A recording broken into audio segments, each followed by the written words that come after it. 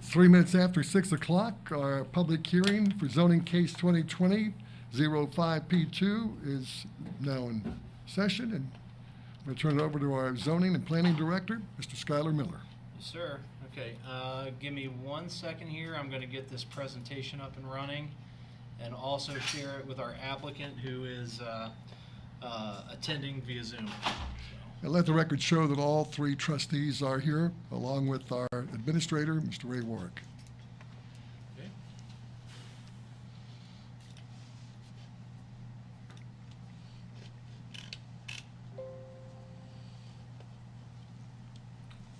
Okay. Okay, here we go. This is case number 2020-05P2. That represents a PUD2. Applicant is Rhinovations LLC. The location of the property is 7555 Fields Erdel Road. Current ISR is 0.85, and the proposed ISR has just a minor change to that. The plan actually indicates 0.85, but the new addition does encroach into some of the green space. So there's no greater than an additional 0.02 encroachment into that remaining open space.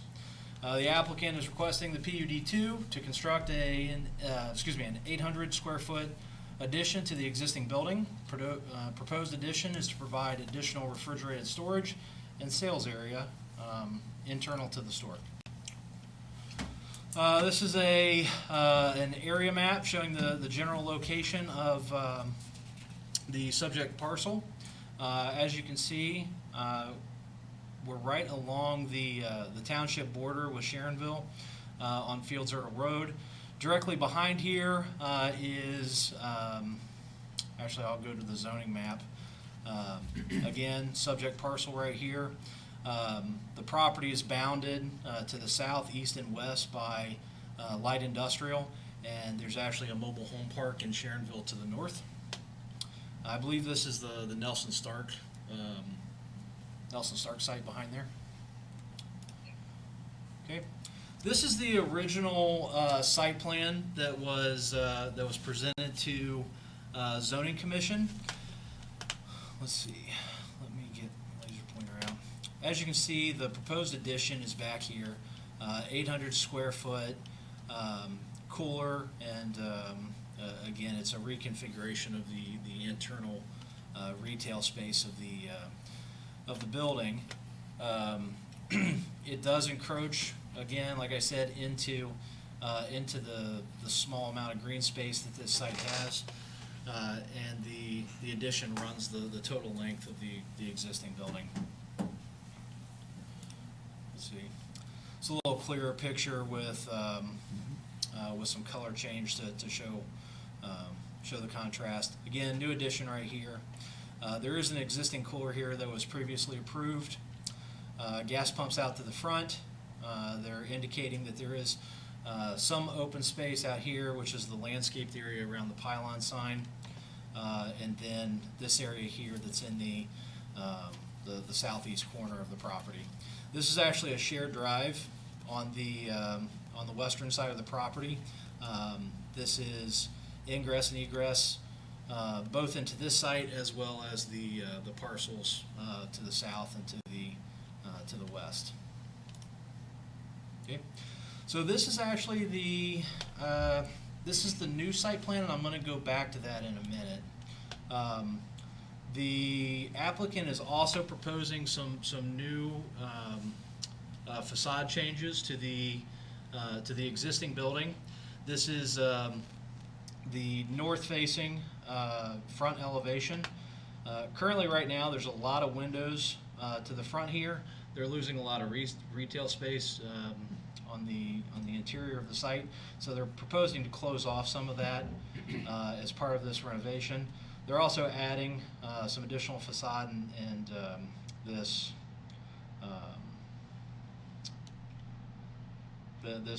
roof trim addition right here with additional signage. Okay. So there were three main conditions that were discussed by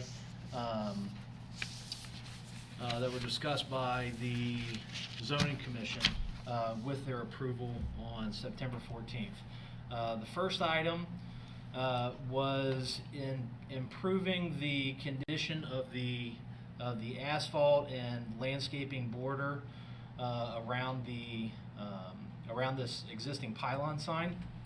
That was that's been addressed by the applicant. They submitted a revised site plan on September 24th for the trustees to review. They're proposing improved border, and instead of just cleaning up the landscaping along that pylon sign, they're going to be tearing out and replacing with all new landscaping, which is in addition to the recommendations of zoning commission. Originally, there was proposed to be a fence enclosure for the dumpster. Currently, there's not a dumpster enclosure on site. Our code does require a block enclosure, and they have upgraded that enclosure to meet code. And finally, there is a 3-foot strip of grass along this eastern border right here.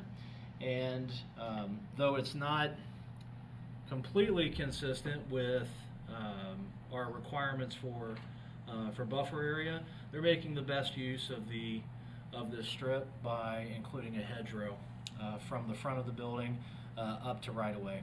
The one comment I'm going to make about this is I may actually work with the applicant if this is approved to reduce 1 or 2 of these if there's a site triangle encroachment there. So I don't want the additional landscaping to create a traffic issue, but we'll work with them in the field on that. Okay. Scott, Yes, sir. so you're saying that that 800 square feet of addition is equivalent to .02 in ISR? Yes, sir. Approximately. Yep. It seems like it's maybe more. No. So the entirety of the addition is not in the green space. Okay. Some of that was on existing. Gotcha. Okay. Makes Some of more that was sense. on existing impervious surface. Yes, that makes more sense. Okay. Yep. Thanks. I want to say I'd have to go back and look at my calculations, but it was, Okay, I'm good. it was I'm good about with it. 500 feet of it. I'm good. I was just kind of curious because that number didn't seem to make any sense if you were taking out green space, but the reality is some of it was already. The impervious reality surface. is not the total addition isn't Yep. all green space. Okay. With that being said, so the applicant's revised site plan addresses the recommended conditions approved by zoning commission. Should the board grant approval tonight, staff recommends the approval be based on the revised submittal of September 24th, 2020. And I'm available for any questions. We also have the applicant attending via Zoom who should be able to address any other issues. So zoning has already passed this. Zoning Commission approved or made the recommendation to approve the PUD2 on September 14th Okay. with those conditions. Okay. So it's not every case that we have an applicant that revises their plan to address the conditions of Zoning Commission. In this case, I think the conditions were straightforward enough, and the applicant took the initiative to address that for the board review.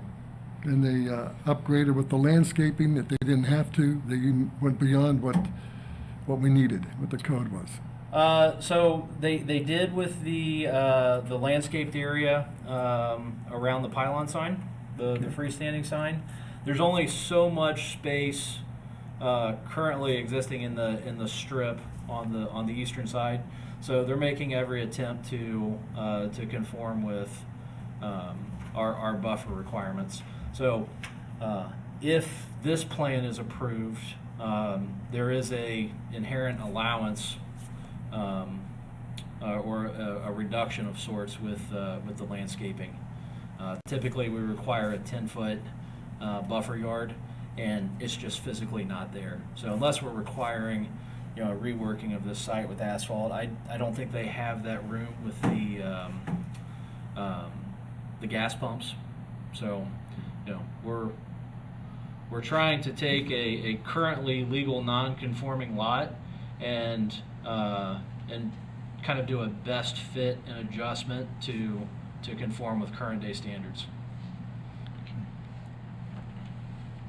Now, I know the county and the state and various jurisdictions have been looking at some changes to Fields Erdel Road and building some roundabouts, widening, maybe sidewalks even.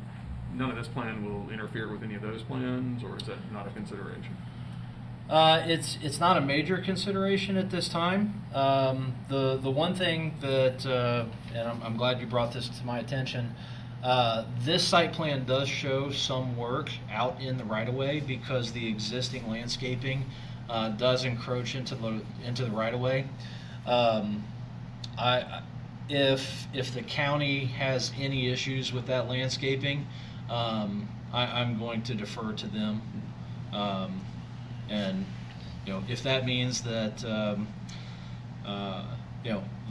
border, the trim along the that landscape pylon sign is pulled back a little bit, out of respect for county engineer, we'll accommodate that. But one other question, I don't think our code really addresses this anyway, to my knowledge, but the reduction in windows on the front of the facade leaves it with just one and a glass door. Does our code touch on that at all? Typically, retail spaces, for gas stations at least, have had more windows in the front in the past. Sure. That's really more of a building code issue. So all of these, so after the applicant, should they receive approval tonight, they would still have to submit a zoning compliance plan to ensure that they are in compliance with any conditions that this board sets.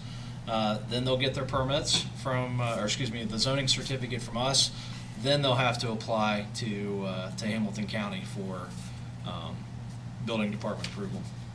And that's where building code. We actually review fire code, but at that time that's when that would be looked at as well. Any other questions for staff? You see any problem with that, looking at that at first glance? Well, I mean, I've been working and reviewing this site for the better part of a month now.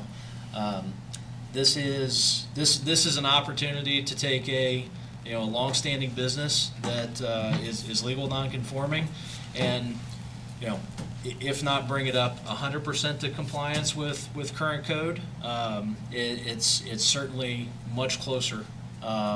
It's breathing new life into an old business. So, I feel comfortable making a staff recommendation for it. And there'll probably be merchandising racks out there, so you're not gonna just see a brick wall. Right. Yeah. So. Okay. All right. Applicant is available for questions if you have any. I don't have any. I don't either. I don't either. Okay. We did advertise the opportunity for the public to join the Zoom meeting and make public comment if they chose. We did not have any takers. Okay. Was there any public comment about the zoning commission here? No, sir. So with that said, do we want to do we have a motion to close the public hearing meeting? I'll make a motion.